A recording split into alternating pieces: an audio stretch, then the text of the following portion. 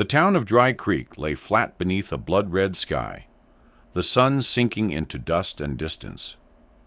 Wind dragged loose straw across the empty main street, rattling against the posts, where horses once tied, as if whispering names that no one dared speak aloud. At the center of it all stood a woman, Sarah Ellison, the widow. Her wrists bore the burn of rope. The townsfolk had bound her, not for theft nor bloodshed, but for something harder to name. Loneliness mixed with rumor, independence mistaken for sin. They said she kept to herself too long after her husband's death.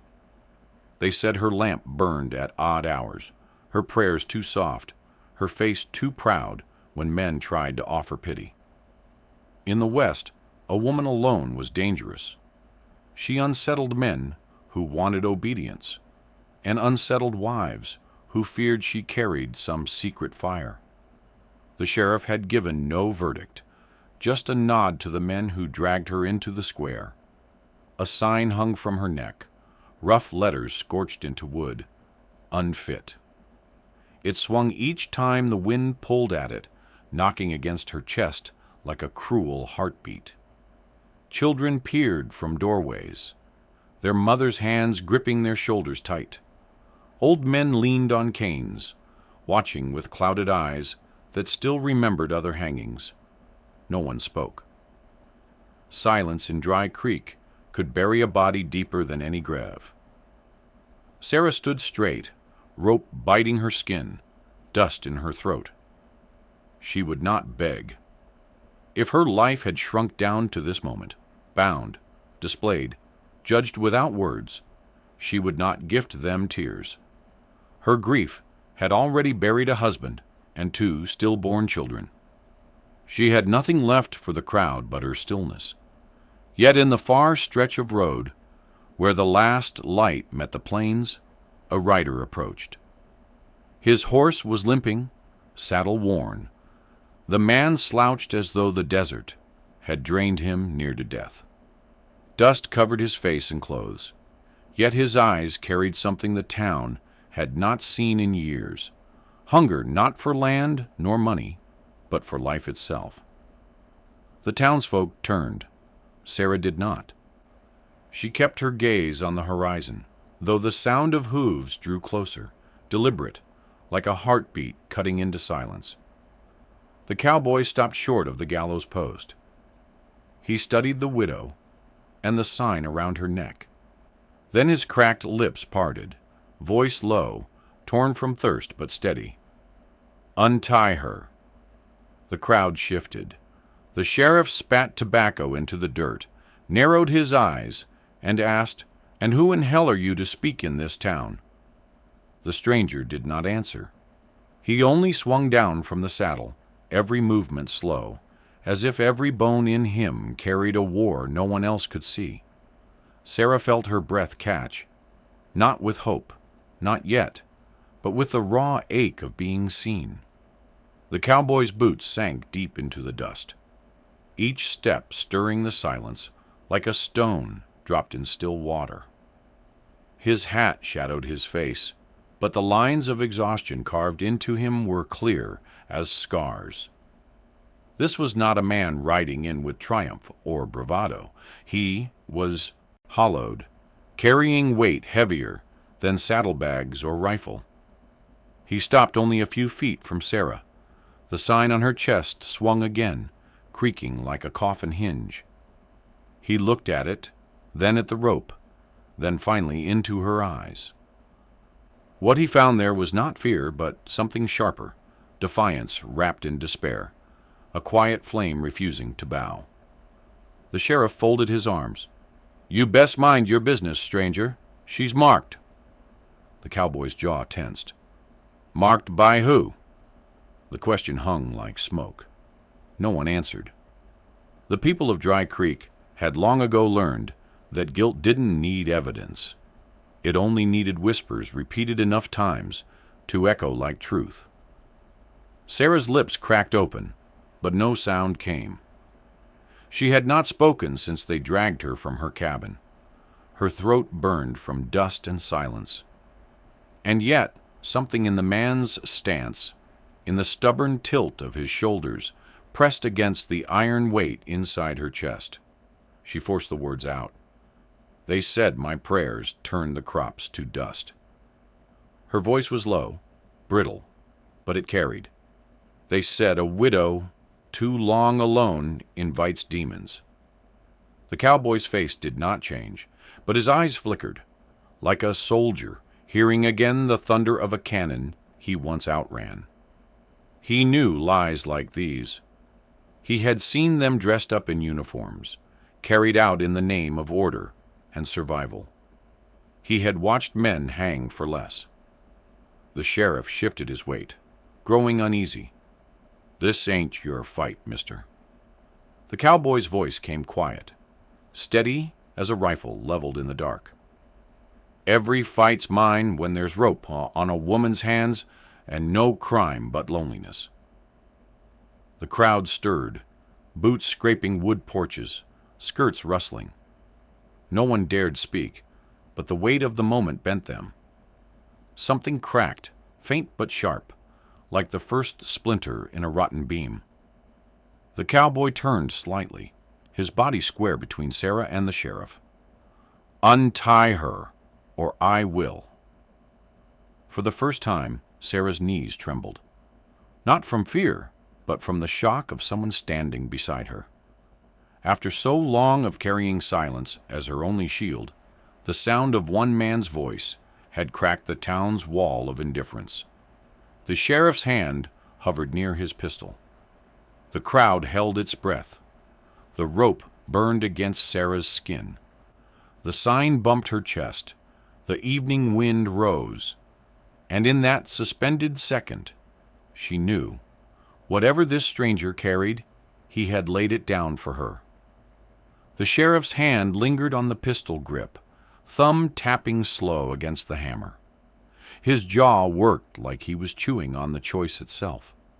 Around them, the crowd leaned forward, caught between fear and hunger for spectacle.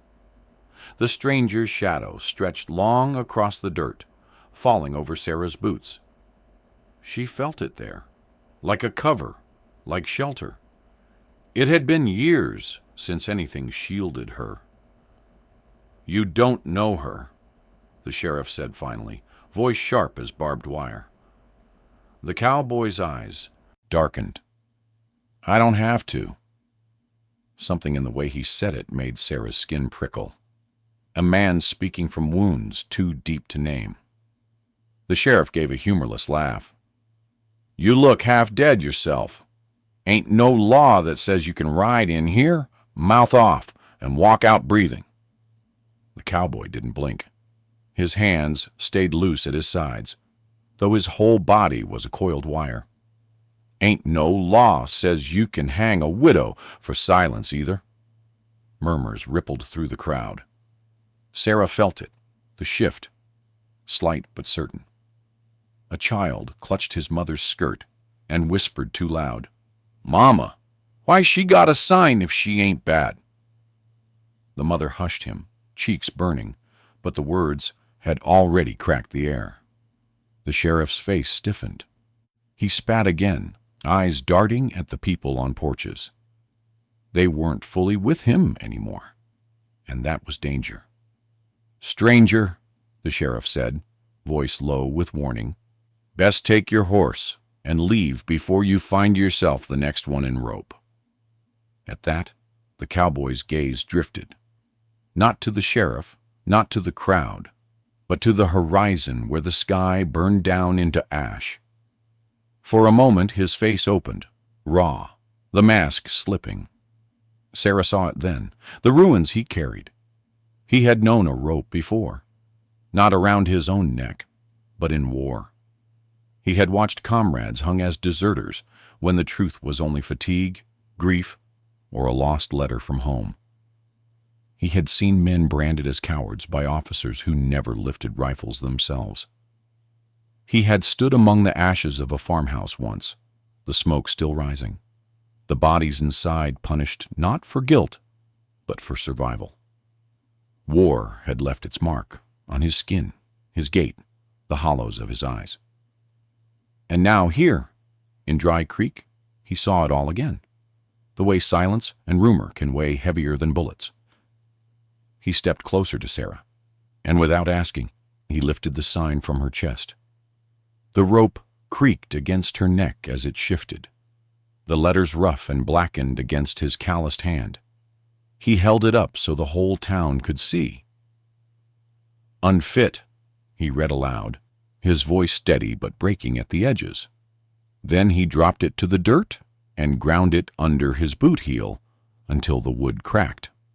The sound echoed, sharp, final. The crowd inhaled as one. The sheriff's face darkened with fury, but the people had already seen too much.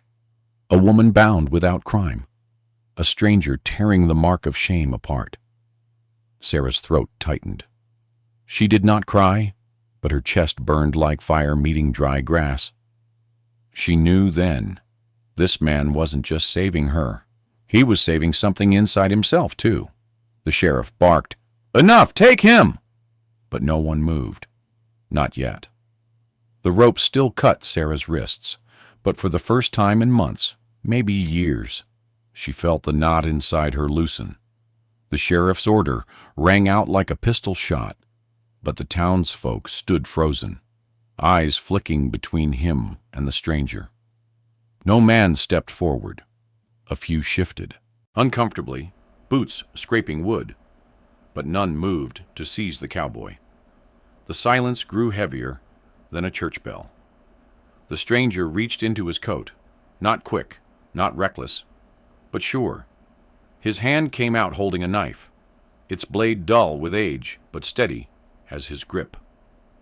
With one motion, he sliced the rope at Sarah's wrists. The fibers tore with a sharp snap, and her hands dropped free, skin raw, blood seeping in small half-moons where the strands had bitten too deep. The crowd gasped. Sarah pulled air into her lungs, like she had been drowning for months. She rubbed her wrists, the sting of blood and rope burn mixing with the shock of freedom. The sheriff's hand finally went to his pistol. He yanked it from the holster, cocking it loud enough to rattle the silence. "You'll hang for this, both of you." The cowboy's knife glinted. His voice cut colder than steel. "You'll have to draw before me, and I don't reckon you can." The two men stared across the space, dust swirling between them like smoke on a battlefield. Sarah could feel the crowd's heart pounding with hers, no longer sure who justice belonged to. And then, the crack. A boy's voice from the edge of the porch. The same child who had whispered before.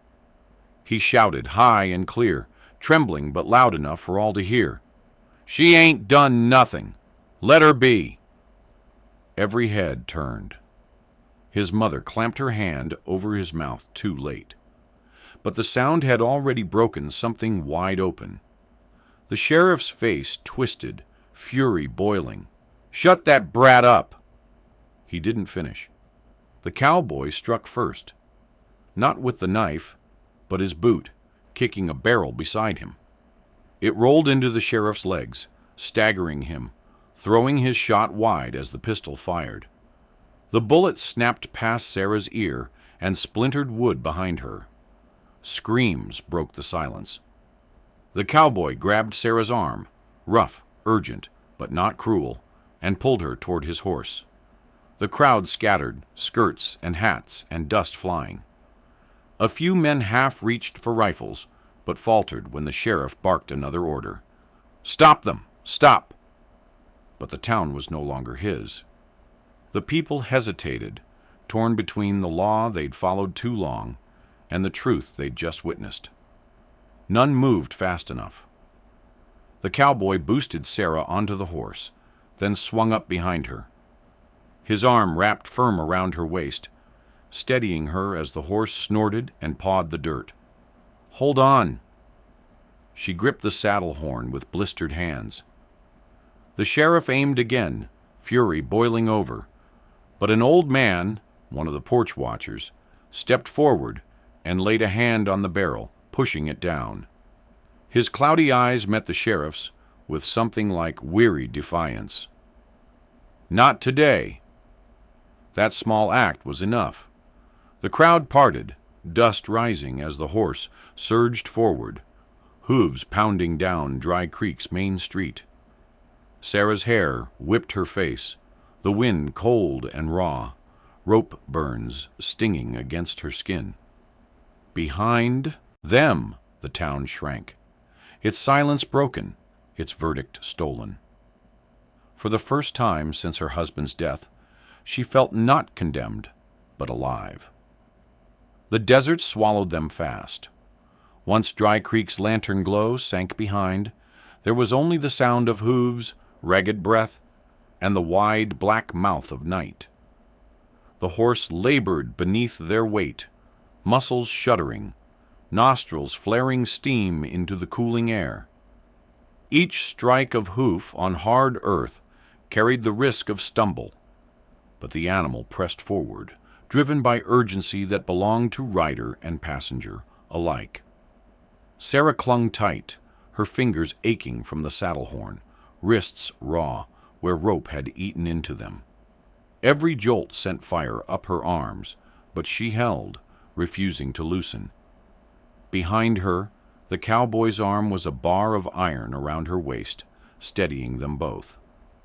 She could feel the heat of him, sweat and dust clinging to worn fabric, his heartbeat thudding through her spine. Only when the desert wind grew colder, the stars sharper, did he finally slow the horse to a weary trot. They came to a dry wash where scrub oak hunched low, shadows twisting over sand. The cowboy swung down and caught her by the waist, lowering her to the ground with a gentleness that surprised her. Her legs buckled, knees stung by gravel, but she steadied herself. The silence here was thick, broken only by the horse's harsh breaths. He pulled the reins around a rock and patted the horse's neck. "Easy, boy. You carried more than your share." His voice was low, a rasp torn from dust and thirst. Sarah pressed her palms to her raw wrists, feeling the sting. She looked at him then, really looked. In the moonlight his face was carved deep, skin leathered from sun, eyes shadowed with more than fatigue. He carried scars, not visible on flesh, but etched in the way he held his shoulders, as though expecting the world to strike again at any moment. "Why?" The word slipped from her throat before she could stop it. It came out rough, almost like a sob. "Why would you risk yourself for me? You don't even know my name." He crouched by the wash, scooping dirt through his fingers, letting it pour like an hourglass. For a long while, he said nothing. Finally, "Because I've seen rope take the wrong ones before. Good men called deserters. Innocent folk blamed for another's sins. Wars full of graves dug by whispers. Your town looked the same." His eyes lifted to hers, catching the silver light. "Didn't need to know your name, to see you were already buried." The words struck her chest like a blow. For years she had felt it, that her life had ended with her husband's, with her children's small graves. The town had only nailed the coffin tighter. She sank to the sand, legs folding beneath her. For the first time, she let the night see her face without the iron mask. Her cheeks wet, dust streaked with tears. The cowboy did not move closer. He simply sat back, arms resting on his knees, as though he understood the kind of grief that cannot be touched. A cold wind whispered through the wash, carrying with it the scent of mesquite smoke from some far camp. The horse flicked its ears, restless. Sarah shivered, clutching her shawl tighter. The cowboy stirred then, his voice low. "Name's Cole Maddox." She met his gaze, surprised by the offering. Slowly, she gave hers in return. Sarah Ellison. The names hung between them, fragile and solemn, as though they might bind more than any rope could. And in the silence after, beneath the desert stars, Sarah felt the faintest pulse of something long buried, something like the echo of warmth. Cole struck flint against steel until sparks leapt, catching on dry grass and mesquite twigs. Soon a small fire flickered, pushing back the dark, its glow spilling across Sarah's face. She sat with her knees drawn tight beneath her chin, watching flame dance over her raw wrists. The rope burn looked almost branded, a cruel reminder she carried now on skin. She turned them away from the firelight, ashamed of their mark. Cole noticed but said nothing. He only fed the fire, his movements deliberate, careful, as if every crackle of flame steadied something inside him. At last he spoke. "Been riding near 3 weeks south from Kansas. Thought I was looking for work. Truth is, I been riding away from graves." Sarah lifted her eyes. "Wife?" His jaw worked. He gave the smallest nod. "Wife. Little girl, too. Fever took 'em both before the war even quit. I buried them myself, but I kept hearing their cough every night after. Couldn't set foot in the house again. Left it all behind.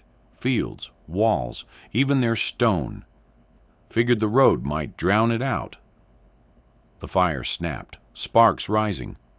He stared into it, as though it might consume his confession. Sarah's throat tightened. Loss spoke the same tongue no matter the name on its grave. She reached, almost without thought, and laid a hand near his on the dirt, not touching, but close enough the warmth might bridge the space. She whispered, "I lost 2 babes before they could breathe the world. And my husband, he took fever too. I thought maybe God was done with me. The town seemed to think so too." Cole finally looked at her. In the reflection of the flames, his eyes softened. Not pity, not shock, but recognition. The raw mirror of grief meeting grief. For a long stretch, neither spoke. The night pressed close, coyotes howling far off, the desert cold wrapping them in silence. Only the fire between them held any voice. At last, Sarah broke it. "When they bound me, I didn't fight. Thought maybe it was easier that way. Let them end what was already ended." Cole's face shadowed, anger stirring under the weariness. "Don't let rope or lies tell you who you are. I've seen cowards hide behind law, same as generals hid behind flags. You're still here, and that counts for more than their judgment." Sarah stared into the fire. The flames licked higher, as if reaching for something unseen.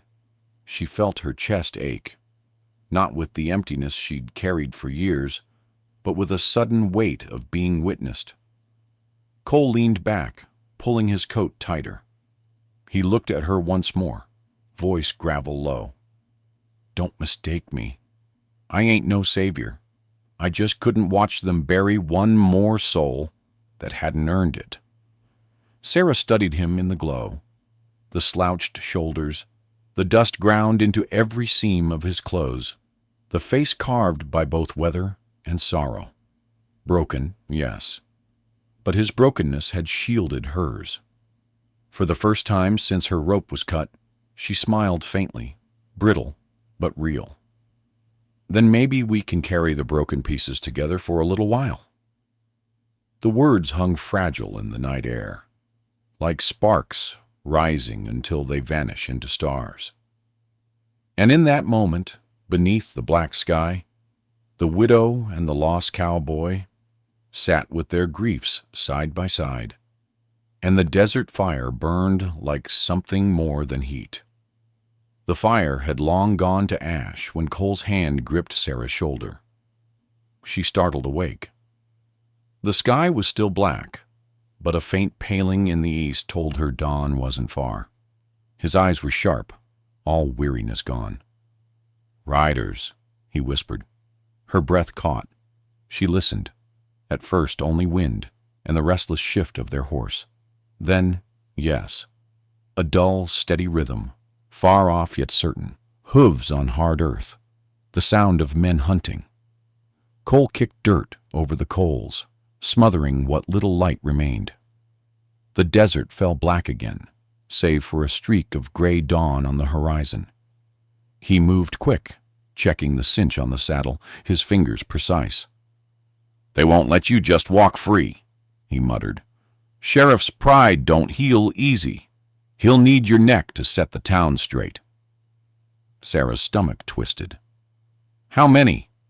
"4, maybe 5, Cole said, scanning the horizon.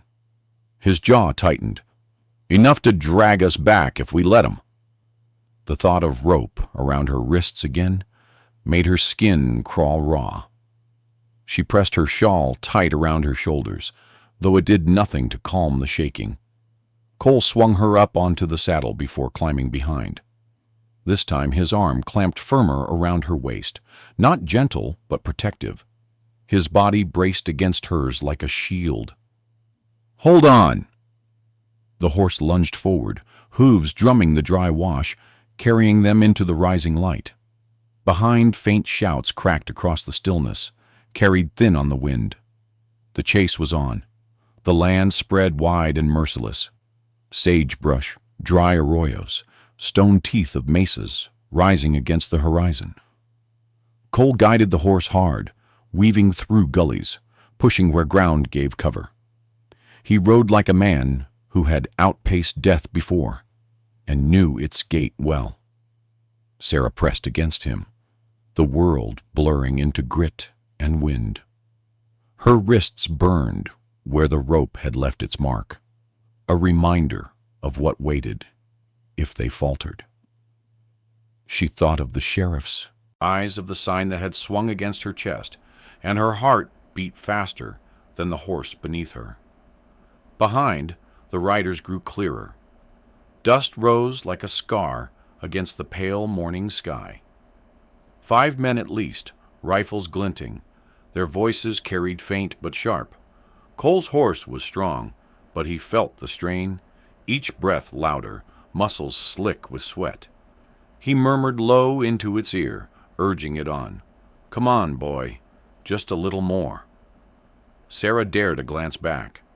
The riders were closer now, their faces grim, mouths set like wolves. At their head rode the sheriff himself, jaw clenched, pistol in hand. His pride rode heavier than his body, and it was hunger enough to kill them. Fear clawed her throat, but deeper than fear, something else stirred, anger.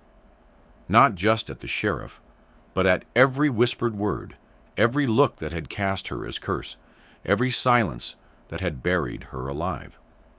She clenched the saddle horn, her voice ragged. "We can't let them take me back. Not alive." Cole's grip tightened around her. His voice was iron. "They won't." The sun broke then, spilling gold over the desert. It lit the rope burns on her wrists like fresh brands, and she swore she felt them burn again, not as shame, but as fire. The hunt closed in, dust and dawn colliding. The desert rolled them toward stone. Ahead, a canyon split the land like an open wound, its walls jagged, shadowed, and unforgiving. Cole pulled the reins hard, driving the horse into its mouth. The hooves echoed against rock, the sound bouncing back like a warning drum. Sarah clutched the saddle horn, her eyes darting over the walls, rising close on both sides. "We'll be trapped." Cole's voice was a low growl. "Better trapped with rock than swallowed in the open. Gives us ground to make a stand." The horse plunged deeper, lungs rattling, flanks lathered. Finally, Cole reined it to a halt, where the canyon narrowed, sheer walls rising straight like the inside of a coffin. He swung down, pulled Sarah with him, and pressed her back into the stone. His hand brushed hers, rough, brief, but steadying. "Stay low, no matter what." Sarah's breath came fast, sharp, with the copper taste of fear. She wanted to speak, wanted to tell him not to throw his life into the teeth of these men for her, but her voice stuck like sand in her throat. The riders came quick, the thunder of hooves multiplying against stone. Dust rolled into the canyon, choking the light. Cole stepped forward, pistol drawn now, his frame tense but rooted, like a weathered oak daring the storm. The first rider rounded the bend, rifle already half raised. Cole fired. The shot cracked through the canyon, deafening, echoing like 100 rifles at once. The rider's horse reared, throwing its man against stone. His rifle clattered useless to the ground. The others pulled up sharp, startled, dust billowing around them. The sheriff rode to the front, pistol high, his face twisted with rage and disbelief. "You think one gun's gonna stop us all?" he spat, voice rattling through the canyon. Cole didn't flinch. His voice came steady, though Sarah could hear the wear in it. "I think one gun's enough to make you count the cost." The canyon pulsed with silence, broken only by the horses' snorts, the shuffle of boots and gravel. Sarah crouched against the stone, her raw wrists pressed to her chest. Every instinct screamed to close her eyes, but she didn't. She forced herself to watch, to see, to bear witness. She would not be blind again to the moment others decided her fate. The sheriff sneered, his pistol wavering toward Cole. "Step aside, Maddox. Give me the woman, and I'll let you ride out of here with breath in your lungs." Cole's jaw locked. "You'll take her over my body." Sarah's pulse thundered, and in that instant, something inside her shifted. She was tired of being carried, dragged, silenced. Her voice tore free, ringing sharp against the stone. "I am not yours to take!" The words cut through the canyon louder than the gunfire had. For a heartbeat, even the sheriff's horse balked, stamping restless at the sound. The men hesitated. A woman's defiance was more dangerous to them than any bullet, because it made them see their cruelty in daylight. The sheriff snarled, raising his pistol higher, but his own men's eyes flickered. One shifted in the saddle, uneasy. Another lowered his rifle a hair. The crack in their silence had spread. Cole's voice followed, low but lethal. "Looks like they're not so sure, Sheriff." The canyon held its breath. And then the sheriff shouted, a sound more desperate than commanding, and spurred his horse forward. Cole's pistol fired again. The canyon lit with thunder. The sheriff's horse lurched at Cole's shot, screaming as the bullet grazed its flank. It reared high, nearly throwing its rider. The sheriff clung on, rage twisting his face, but his pistol fired wild, the bullet sparking uselessly against stone. The canyon erupted. Rifles cracked, bullets whining off the walls, dust exploding into bitter clouds. Horses screamed. Men shouted. Cole fired again, dropping another man's rifle from his hands. He moved with a soldier's instinct. Conserve bullets. Aim true. Let fear carry the rest. But the odds were cruel. 5 rifles against his 1. Sarah crouched low, gravel biting into her knees, the rope burn on her wrists throbbing. She could taste blood where she'd bitten her lip, but her eyes stayed open. She would not look away. A bullet struck close, shattering stone. Chips of rock cut her cheek.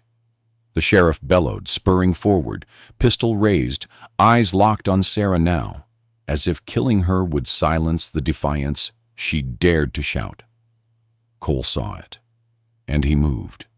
He stepped between her and the pistol's aim, his body the shield.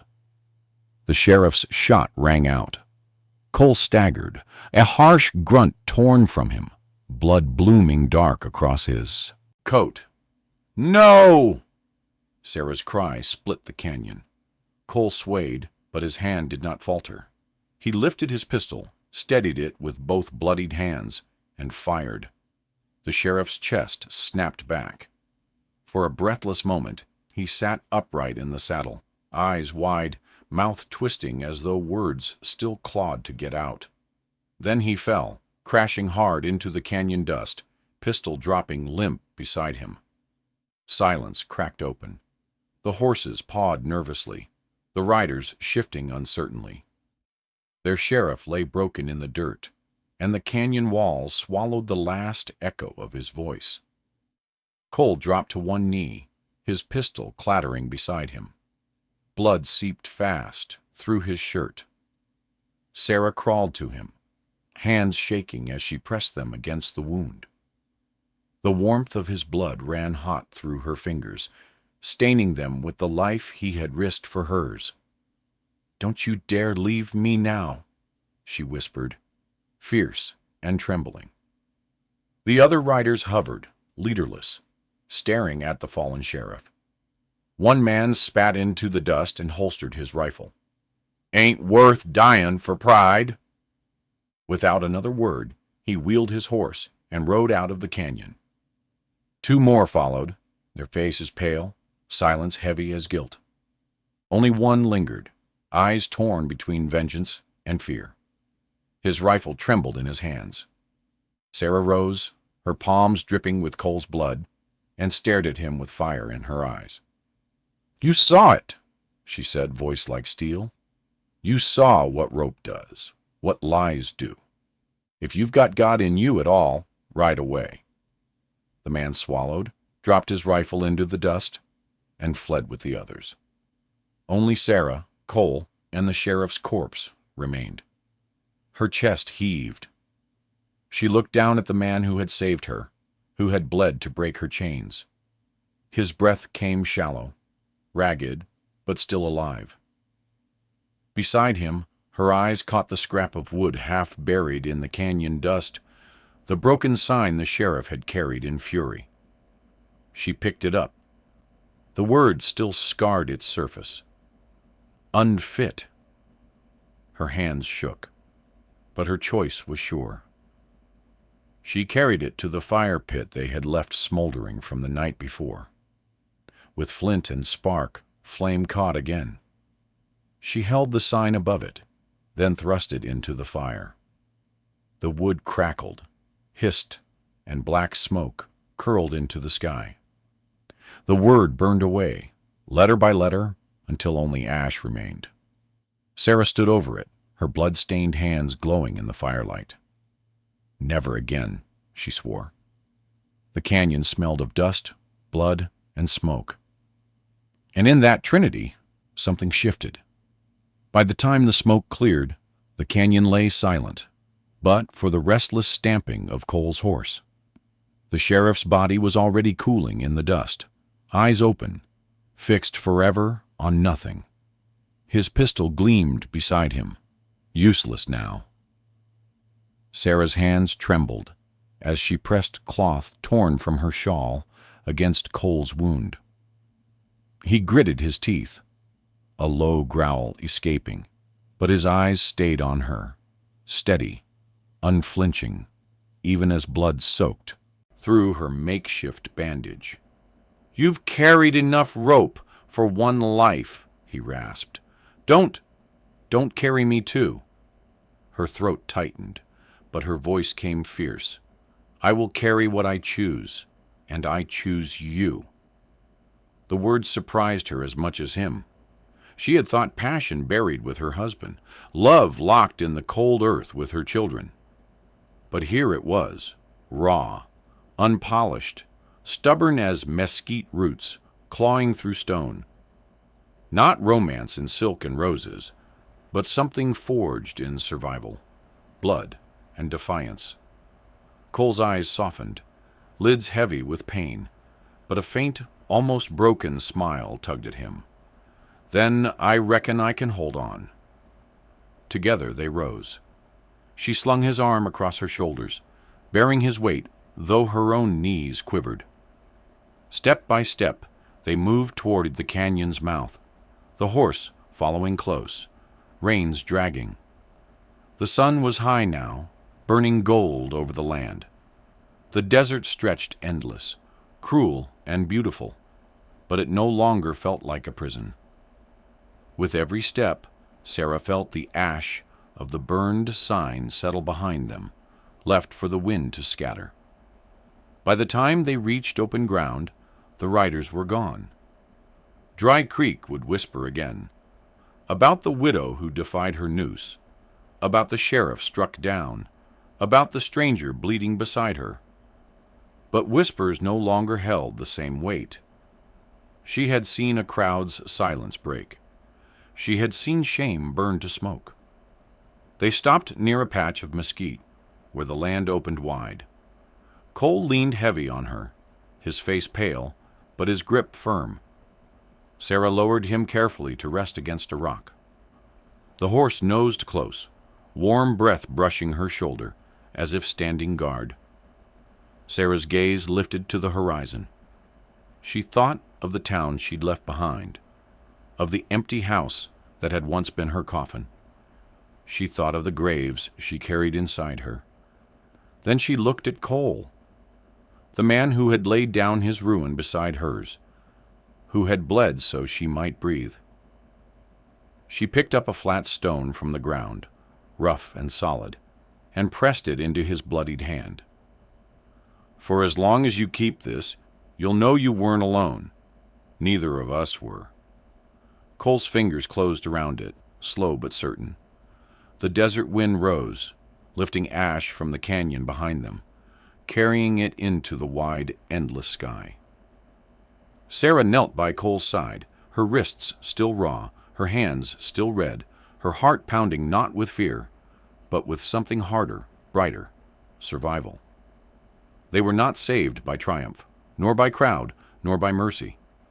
They were saved by a crack in silence, a rope burned to ash, and the stubborn refusal of two broken souls to lie down and die. And as the wind carried the smoke and dust away, Sarah whispered, not to Cole, not to the land, but to whoever might listen, near or far. Tell them we lived.